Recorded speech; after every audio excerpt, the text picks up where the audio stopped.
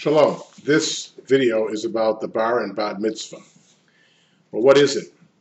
Well, today in many synagogues, a boy or girl of 13 ascends to the bima, usually on Shabbat, reads from the Torah, chants a Haftorah, leads some of the service, will often write a speech, and a lot of what they do depends on the specific practices of the congregation and of the denomination.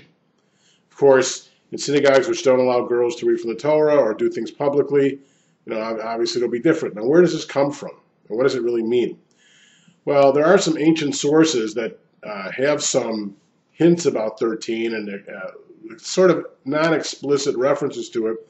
The main source comes from the Mishnah, which is the codification of the oral law that was finished in 220. And it lists there different things that happen at different ages, and it says, at the age of 13, you come to mitzvot, commandments.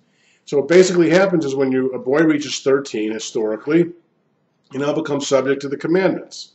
Before that, the terms were gadol, which means older, or bar anoshin, which means you were subject to the punishments for transgressing the commandments. And the word bar is not Hebrew, it's Aramaic, and it means son. But bat is a Hebrew word, and we say bas mitzvah would be Ashkenazic, and bat mitzvah would be Sephardic. Same thing. But there was no bat mitzvah until 1922, when Rabbi Mordechai Kaplan, who eventually founded in his name the Reconstructionist movement, was the rabbi at the Society for Advancement of Judaism in New York. His daughter Judith, he didn't think it was fair that she not have a bar mitzvah, so he created bat mitzvah. Now it's caught on. So in many Jewish groups, there are bat mitzvahs. Even the Orthodox have a kind of bat mitzvah where the girl does some things.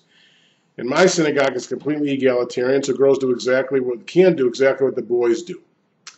So after the ceremony, in our synagogue, they do the Haftorah. They read from the Torah if they can. They lead some of the prayers. They write a Devar Torah, a speech about the Torah portion of the Haftorah. They also do a personal prayer. They lead some of the prayers at the end. The family participates too. The parents talk to the child. The child has an aliyah, which is the main ritual of the bat mitzvah. And then following that, there's often parties. One of the kind of fun phrases the rabbis use, there should be more mitzvah than bar, using, of course, the other meaning of bar.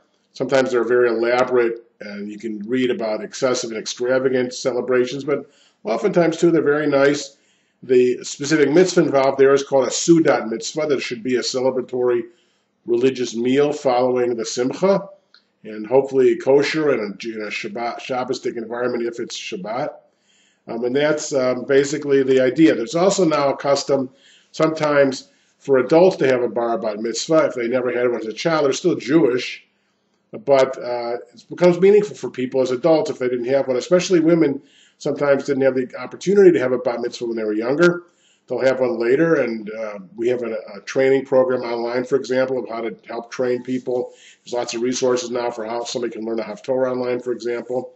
And sometimes when people are 83, they'll have a second bar mitzvah because of course, 70 plus 13, 70 being sort of the biblical lifespan, and then 13 being a second bar mitzvah.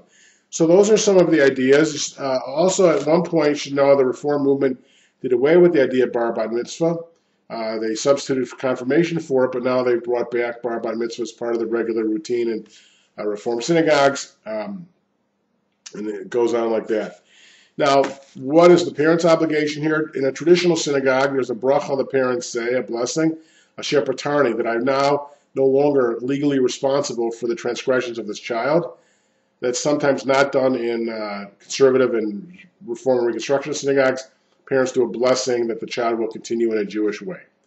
Anyway, that's a little bit of the background of bar bat mitzvah, the major adolescent life cycle ritual of passage in Judaism. Other cultures have other rituals and life cycle events.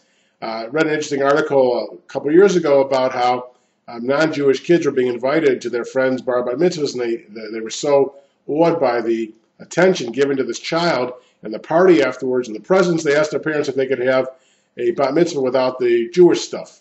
So the parents would have like a big party for the kid, like a sweet 16, but when the kid's 13, so they wouldn't feel left out.